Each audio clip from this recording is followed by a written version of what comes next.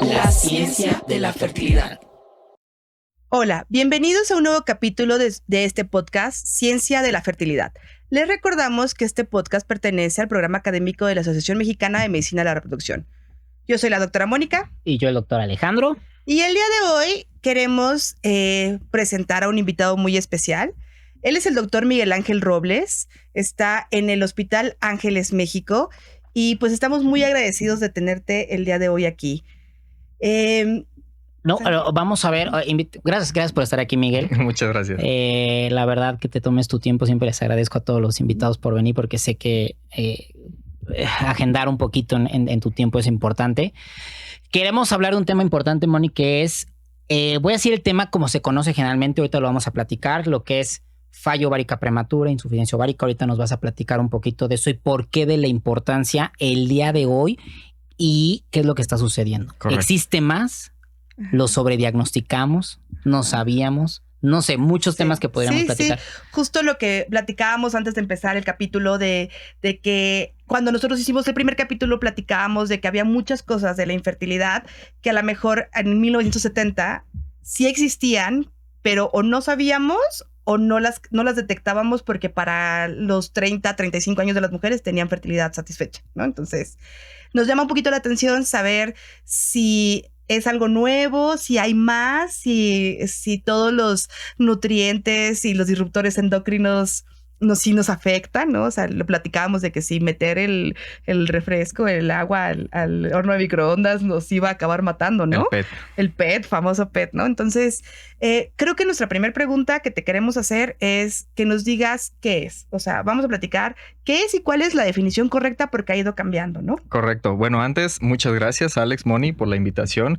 Creo que está padrísimo que podamos abrir este foro así, porque creo que una población importantísima son los pacientes que lo escuchen y entenderlo para que nos ayuden a nosotros mismos como médicos para poderlos tratar, ¿de acuerdo? Uh-huh. Entonces, sí, justo la insuficiencia ovárica prematura, que anteriormente se llamaba, bueno, el primer término fue menopausia temprana, que desde ahí ya era un estigma, ¿no? Ya te ponían una estampita en la frente de ya llegaste a la menopausia a los 30, ¿no? Entonces ya desde ahí es algo muy difícil. En la actualidad, como mujer añosa. Sí, ándale, por supuesto. O sea, y eso antes de los 35, antes de los 40 particularmente. Entonces, la insuficiencia ovárica prematura ha ido cambiando en nombres. Ahorita se llama justo insuficiencia ovárica prematura porque no es una falla tal cual. O sea, cuando estudiamos este problema nos damos cuenta que la mayoría de las pacientes pueden tener ciclos ovulatorios espontáneos, tienen una subfertilidad, es decir, todavía se pueden embarazar un 5 o un 10% más o menos, tienen fallas, sobre todo irregularidades menstruales, irregularidades hormonales, que ese término no me encanta, pero así muchas veces lo comentan,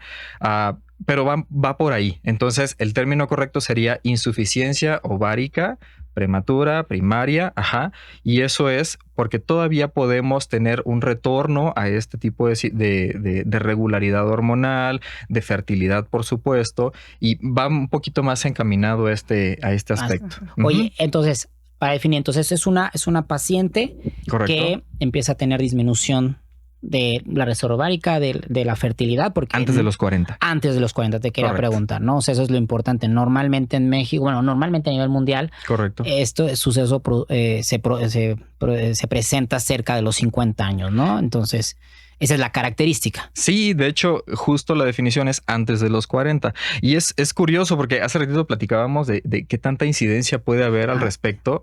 Y bueno, en México es un tema. O sea, sí hay artículos y hay revisiones ya de un rato atrás, pero la mayoría son en hospitales obstétricos, o sea, que atienden solamente a pacientes, a mujeres, ¿no? Okay.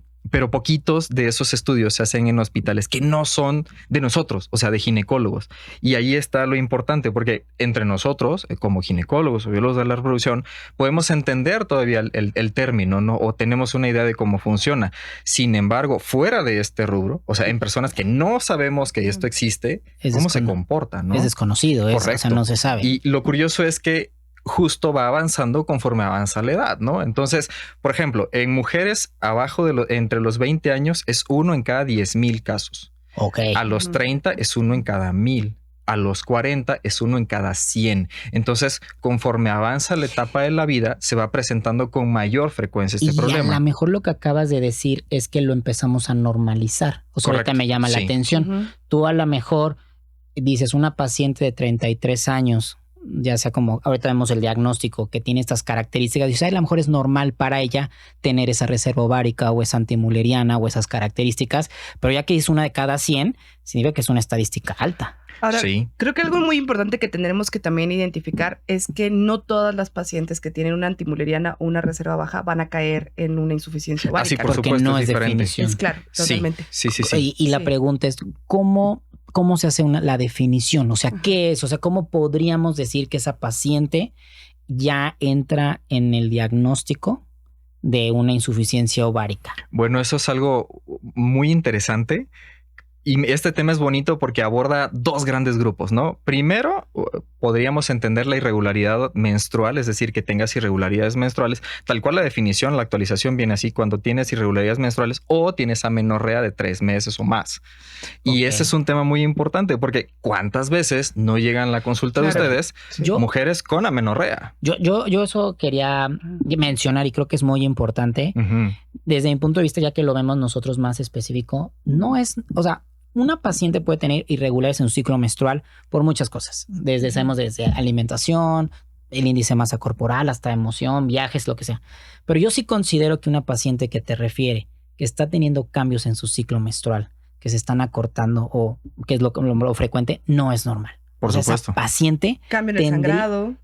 Tendríamos que abordarla. El problema es que lo normalizamos, ¿no? Sí, de hecho, ¿cuántas veces no nos ha llegado o les ha llegado a ustedes una paciente con amenorrea secundaria ya con anticonceptivos, ¿no? O sea, tú dices, no has tenido todavía un diagnóstico y ya estás con un anticonceptivo para hacerte regular. El tratamiento. Exacto, ese es el tema. Oye, esa es muy buena, pero o sea, eso es totalmente. Bueno. Es que este tema es muy bonito porque nos permite abordar desde las amenorreas hasta temas reproductivos. Entonces, eso está muy padre.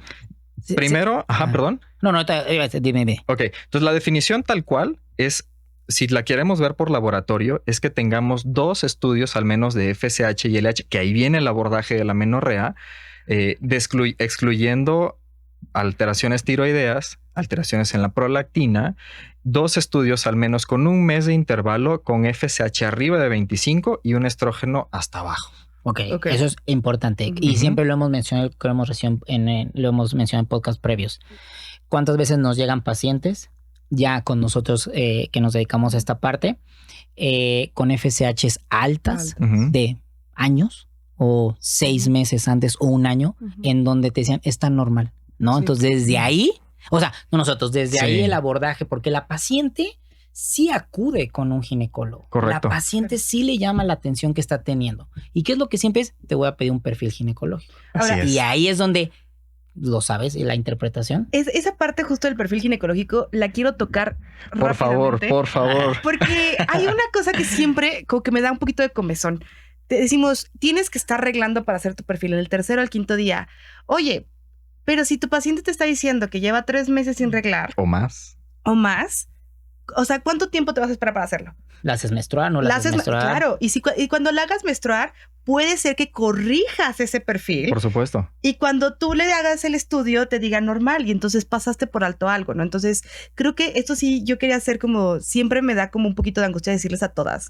No necesitas estar arreglando. O sea, si tú tienes un problema de alteraciones hormonales y no arreglas mes con mes y tienes irregularidades, háztelo y vamos a poder ver en qué momento del ciclo estás o dónde está el error, ¿no? Por supuesto. De hecho, eso es algo importantísimo. Nada más para recordar, si hay pacientes escuchando, amenorrea primaria es que nunca te ha bajado en la vida.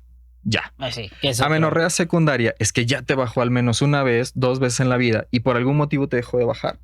Eso es algo importante. Y desde ahí ya vamos diferenciando cuál puede ser nuestro diagnóstico. Y nuevamente recordando cómo es el abordaje de esto en la amenorrea secundaria. Primero, vamos a hacer estudios del tirotropo, es decir, estudios de hormonas tiroideas para ver si tienes un hipotiroidismo o un distiroidismo, el que sea, y después prolactina. Si estos 2 están normales, entonces voy a una prueba de progesterona, solo progesterona, no anticonceptivo, o sea, no un combinado, que es estrógeno y progesterona. Si la primer prueba sale positiva, entonces ya tengo 2 diagnósticos opcionales, ¿no? Si esto es negativo, entonces ya añado un estrógeno y ya tengo otros 2 diagnósticos más opcionales. Claro. Y si estos no salen positivos, o sea, no me baja, entonces tengo otros 3 diagnósticos abajo. Y ahí es donde cae justo el abordaje de las amenorreas aterrizado a la insuficiencia ovárica prematura, solamente para entender que el hecho de que no me baje, punto número 1, no es normal. Ok. Que lo normalizamos es diferente. Oye, ¿cuántas veces no te han escrito? Llegan, es que hace 4 meses que no me baja. Me hice una prueba de embarazo y está negativa, ¿no? Ajá. Todo el tiempo. Y yo siempre lo menciono. También nosotros, actualmente hay una tendencia, lo veo en mi consulta, no sé si en todas las áreas, pero de que actualmente las mujeres no quieren menstruar. Correcto. O sea, actualmente hay una tendencia, ya sea por los métodos anticonceptivos, ya sea hasta la parte ecológica, Claro. no quieren usar toallas, quieren usar copas, o sea, ¿me entiendes? Toda esa parte, pero decir que no es normal. O sea, que no es normal que menstrues, que hay forma de hacer que no menstrues, Exacto. pero siempre controlada y vigilada, ultrasonidos de hormonas, ¿no? Fíjate O sea, que si hay pacientes que o sea, por ejemplo, cuando están en anticoncepción, que podemos inducir la amenorrea secundaria, sí. que les preocupa. O sea, yo sí he tenido pacientes que me dicen, es Ay, que sí, me quiero preocupa menstruar. que no me baje, ¿sabes? Claro, pero eso es más como por la idea de que el control Se que acumula. tienes cuando baja tu regla, de que no Correcto. estás embarazada. O sea, Exactamente. Sí, y sí. pero si tú sabes... voy a hablar como mujer. Sí, Por no, perfecto. Por favor. Sí. Oye, y te quería hacer una gota, me surgió. Entonces, el primero es me gustó esa parte. Primero es, una vez que una paciente no menstrua o tiene cambios irregulares, nosotros no cometer el error de normalizarlo o darle anticonceptivos y para regularizarla, ¿no? Ahora, la otra pregunta es, ¿existe no lo sé, o sea, existe un tiempo de que sabemos de que la paciente tiene cambios irregulares a que caiga ya en una insuficiencia ovárica o que entre la menopausia? O sea, ¿sí existe algún tiempo que podamos saber de que, oye, normalmente las pacientes para que te llegaron con este estudio final de una FSH elevada, tuvo que pasar tanto tiempo y la pudimos haber agarrado en el camino? Fíjate que sí y no, y eso es muy interesante. Lo más sencillo sería que llegaran en amenorrea, porque tú dices, pues no te está bajando, ¿no? Entonces te voy a estudiar todo el gonadotropo, todo el tirotropo, prolactina, lo que tú quieras. Y ahí puedes encontrar problemitas, obvio, sin tener anticonceptivos de por medio. Que justo el anticonceptivo, paréntesis, es lo que muchas veces nos retrasa el diagnóstico. ¿No? Porque entonces empiezo a ciclar nuevamente, o sea, empiezo a menstruar nuevamente. Correcto. Y ya no me baja, ¿no? Y perdóname, y me baja, y entonces ya no ese síntoma, correcto, se va. Exacto.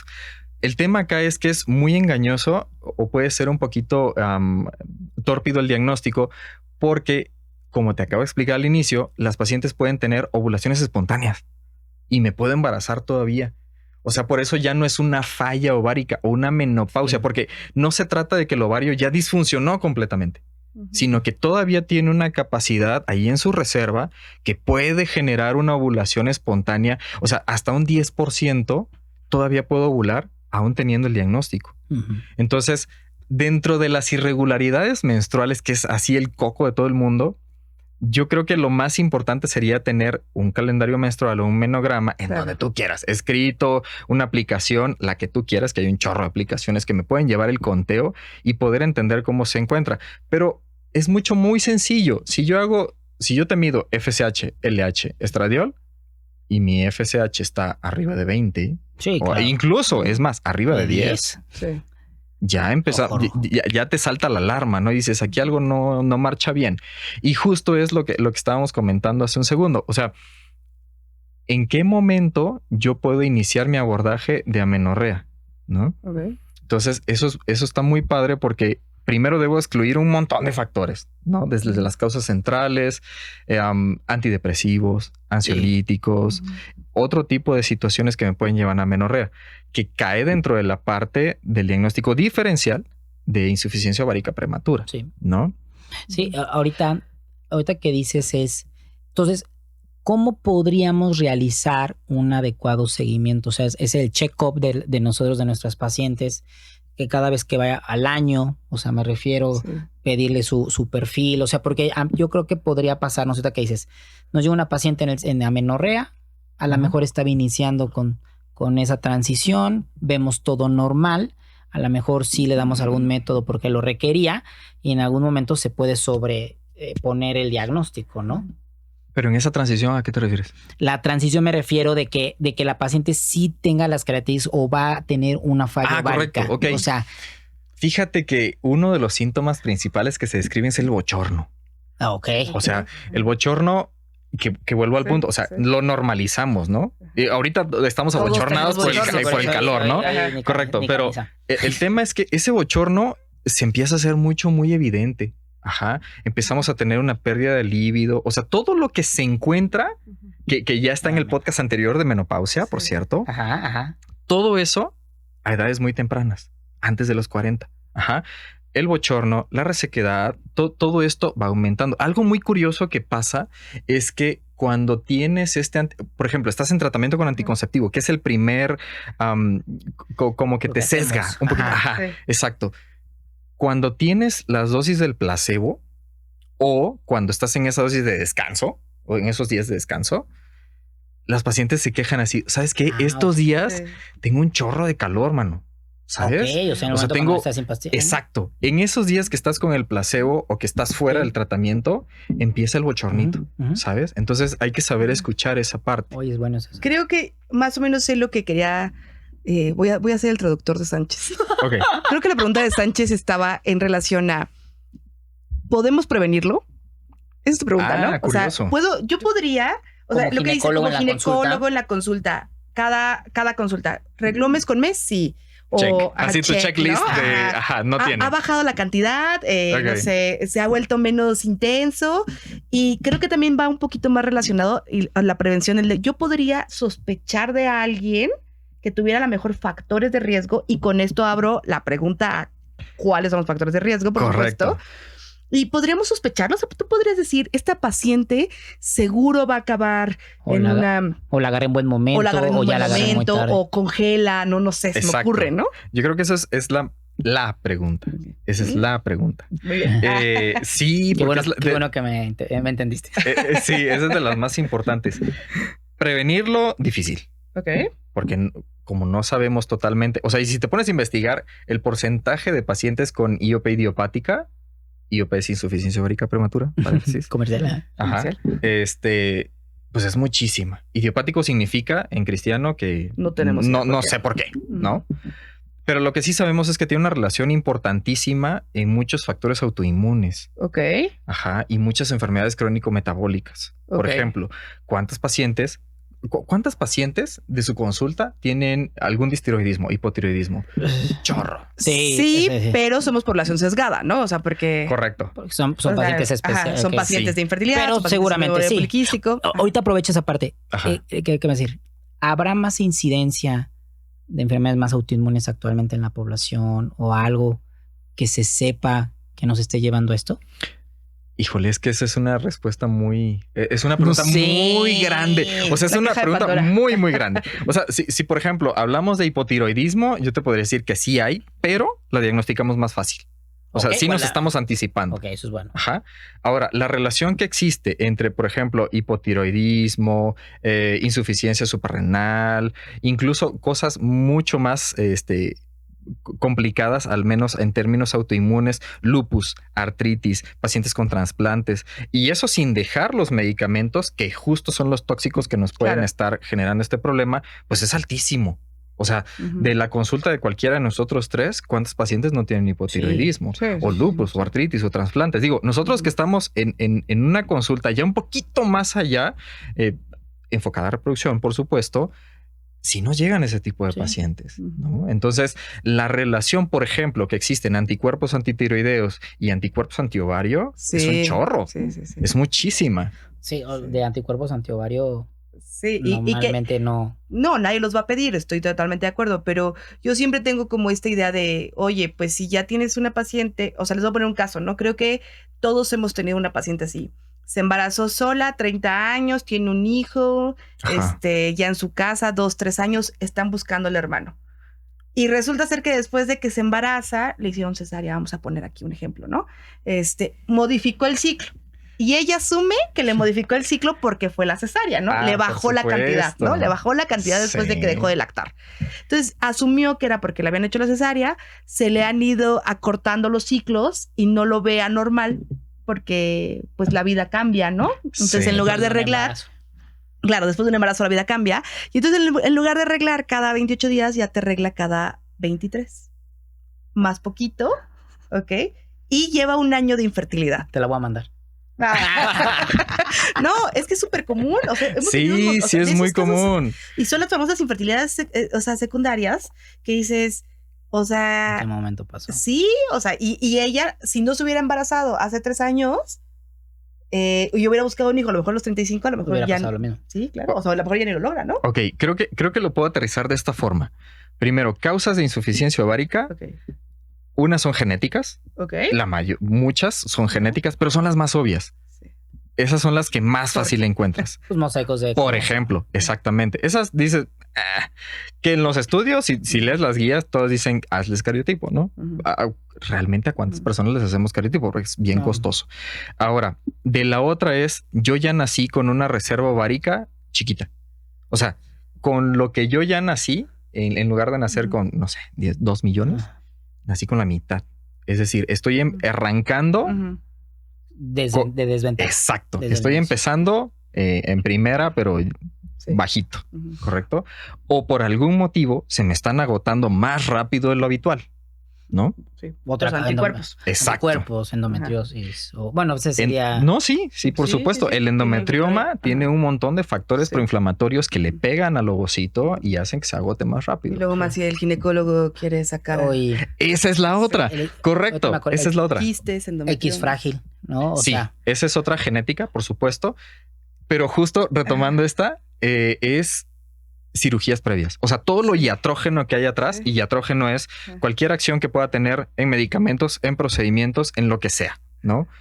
Las más frecuentes, en el estudio que hay uno muy, muy bonito de un hospital de, bueno, perinato, Ujú. por supuesto, pero es de perinato. Entonces vemos pura paciente ginecológica. Ajá. sí. La mayor incidencia es pacientes que se operaron, algún proceso quirúrgico, Ajá. y la otra es justo algún tipo de iatrogenia, que yo haya algún medicamento, algún gonadotóxico, algún tóxico Ajá. para mis ovarios.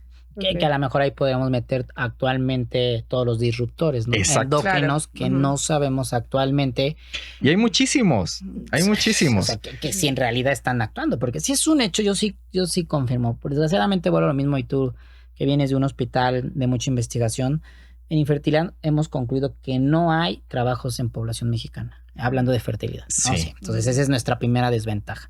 Correcto. Entonces no sabemos cómo se está comportando la mexicana con respecto a estos disruptores y estos cambios que ha habido a nivel de ovario y reserva ovárica. Fíjate que sí tenemos uno Ok. que está muy bonito, que hicimos sí. nosotros. Justo en el instituto, ahí en nutrición, que es un hospital no ginecológico Claro. Por o no Sí. obstétrico, ¿no? Y de las principales causas que tenemos son ablación tiroidea con yodo, Justo eso te iba a decir. ciclofosfamida, Ujú. quimio y radio. Ok. Sí, Y ahí entre en medio, Ujú. las genéticas. Ujú. Fíjate ¿correcto? que cada día se ven más mujeres jóvenes con cáncer de tiroides. Correcto, O sí.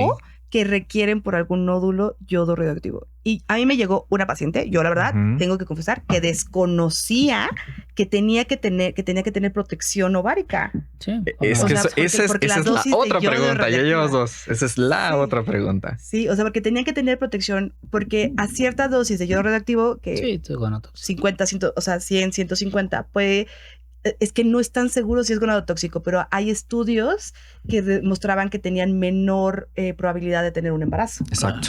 Ajá, entonces, ajá. Y yo tengo que ir a hacerte una pregunta. ¿Qué pasa con las alteraciones mullerianas? O sea, ¿qué pasa con esta paciente que no tiene útero, Uy. pero tiene ovarios? Correcto. Ajá. Sí. Ese es un tema también, porque si tú estudias el gonadotropo, puedes Ajá. encontrarlo, o sea, esa es una Ajá. pregunta muy importante. O sea, ¿se puede encontrar normalito? Sí. Es que, a ver, la pregunta tiene dos vertientes. ¿Deseos reproductivos o sin deseos reproductivos? No, con deseo reproductivo. Con O sea, deseos reproductivos. O sea, bueno, al final, o sea, o funcionales, ¿no? O sea, que la paciente, porque además el deseo reproductivo no ya se va a ser bastante complejo y es un tema completamente aparte, ¿no? Exacto. Pero, sí, o sea, sí. O sea, yo pienso en una paciente que tuviera, no sé, 30 años, 32 años y que tuviera ausencia de útero, ¿son funcionales estos ovarios? O ¿así va a llegar a los 49 a la menopausia? Sí, por supuesto. Ok.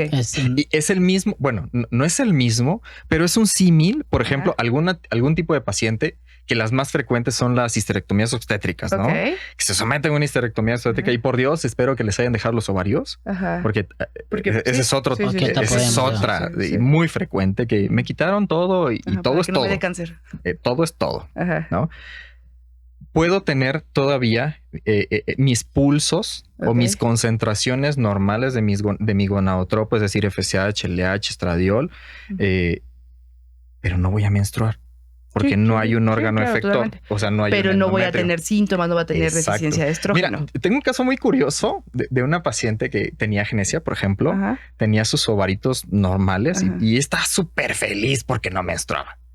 O sea, tenía su vida sexual activa padrísima, vagina completita, excepto útero. Ok. Feliz. Felicísima. Concentraciones de gonadotropinas todas normales. Pues padrísimo. Pues sí. ¿No?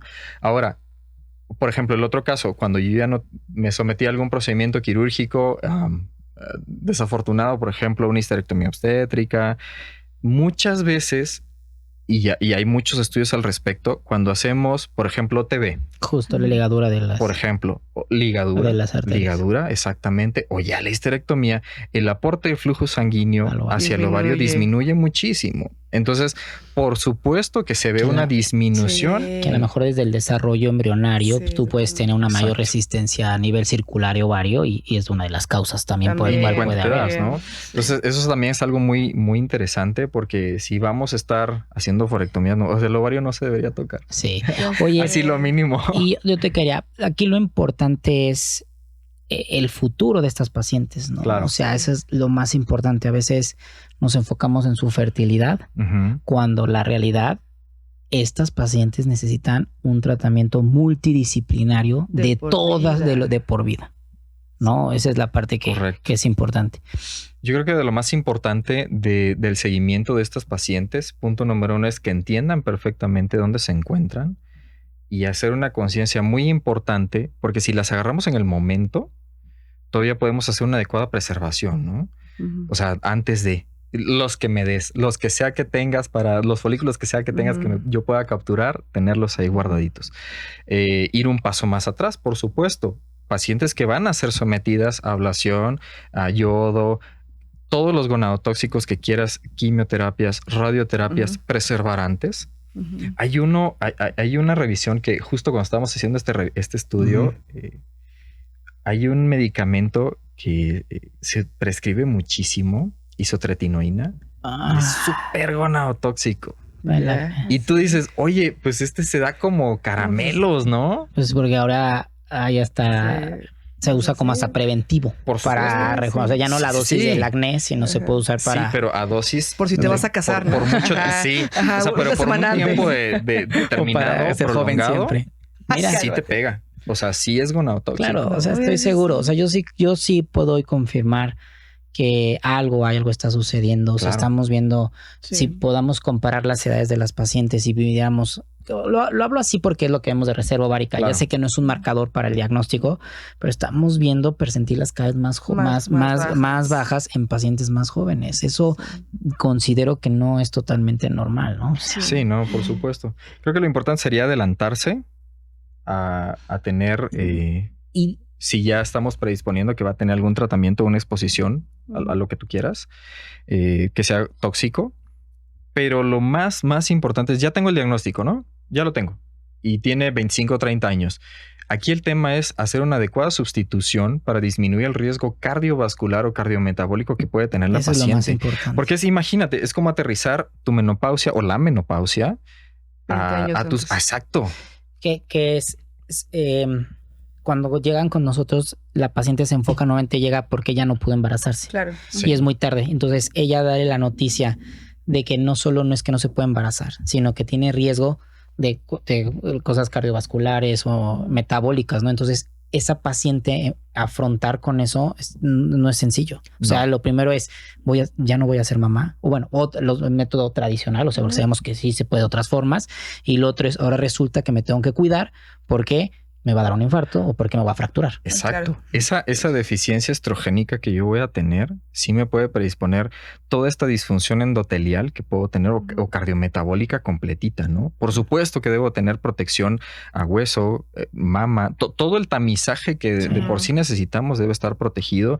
Lo importante ahí es ofrecer una adecuada terapia de reemplazo hormonal que sí no funciona como la menopausia. O sea, en la menopausia yo necesito dosis más chiquitas de estradiol y proteger el útero, si lo tengo, ¿no? Y aquí sí necesitas. Exacto. El tema es ahora aterriza eso a una mujer de 25 o 30 años, pero que tampoco se quiere embarazar, ¿sabes? Entonces es tener una TRH más una protección para un embarazo no planeado. Claro. Entonces, por supuesto que se puede. Esa es una pregunta que alguna vez nos hicimos y por supuesto que se puede dar dosis de anticonceptivos sin ningún problema porque todas las enfermedades que pudieran conllevar a riesgo aterotrombótico, por ejemplo, en la menopausia, aterrízalos a una mujer de 30, de 25, que ese riesgo no lo tiene. Claro. ¿No? O sea, son poblaciones diferentes, completamente distintas. Sí. ¿no? Al final están metabólicamente diferentes. Están mejores. Correcto. Sí. Pues muy bien. La pregunta, Moni. Oye, sí, pues... Este es un tema muy amplio. Sí, es un tema muy amplio y la verdad es que ya nada más de pensar en todos los disruptores endocrinos, voy a volver creo que voy a volver a medirme mi FSH. Yo tengo unos bochornos buenazos. Es el calor. Es el calor, ¿verdad? Sí, yo estoy segura. Imagínate también cómo podemos confundir eso. No, ya. Ahorita con el clima tan elevado y lo que es de los cambios climáticos. Sí, para calor. Diciembre me ves que me sigo abanicando, bochorno, ya me ayudas. Te suplementamos. Me suplementan, por favor. Oye, Miguel, siempre le hacemos la misma pregunta a todos los que nos visitan aquí y es, ¿tú cómo ves el futuro de la fertilidad, de la reproducción en México? ¿Hacia dónde crees que vamos? ¿Vamos bien? ¿Vamos mal? Yo creo que vamos muy bien. A pesar de que en México podemos tener algunos tipos de deficiencias en tecnología, tenemos las suficientes para resolver un montón de problemas. Particularmente en este tema, yo creo que lo más importante sería primero hacer conciencia de que este problema existe y adelantarnos a que las pacientes puedan llegar ahí. O sea, muchas de las pacientes son potencialmente prevenibles.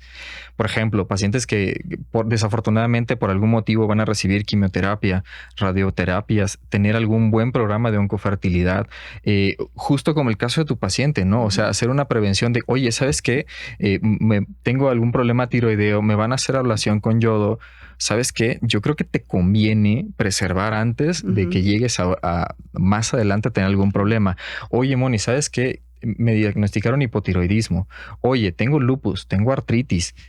¿Sabes qué? Yo creo que vale la pena checarte, o sea, hacerte un check-up, no como de menopausia, pero sí de estarte siguiendo para que en el momento que empieces a tener estos síntomas de disfunción o de insuficiencia, poderlos tratar oportunamente, porque es un estigma importantísimo que justo lo que decías, Alex, del tratamiento multidisciplinario, totalmente estigmático decirle a una chica de 30, ¿sabes qué? Ya llegaste a la menopausia, ¿no? O sea, que ya sabemos que no es eso, pero... Y te acabas de decir, entonces esta entidad involucra todas las especialidades médicas. Por supuesto. Porque muchas veces el endocrinólogo ve esa parte de tiroides.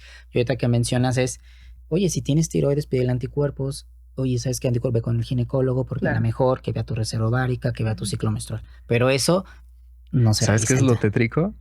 Que cuando hicimos esta revisión, la referencia que teníamos de pacientes que iban a recibir esto era mínima. Claro, nadie la refiere. Mínima. Sí. No, entonces, pues está muy interesante este tema. Y termino nuestros invitados, el doctor Gerardo Vela, la parte ahorita de rejuvenecimiento, porque esta parte que tú dices de rejuvenecimiento, él concluyó algo y me gustó mucho que lo acabas de reafirmar, es no pensemos en cómo reactivar el ovario, pensemos cómo vamos a prevenir que la paciente llegue a esto. Ahí está el objetivo de nosotros como médicos y las otras especialidades. Por supuesto. ¿No? Ahí hay conclusión. Muy bien. Pues muchas gracias, Miguel. De verdad, te agradezco. Un tema muy interesante y mucho que hacer por todo esto. Mucho. Da para mucho. Hay mucha carnita aquí de la cual cortar, pero bueno, eso ya se verá después. Pues muchas gracias por acompañarnos, Miguel. Muchas gracias. Gracias a todos por escucharnos. Bye.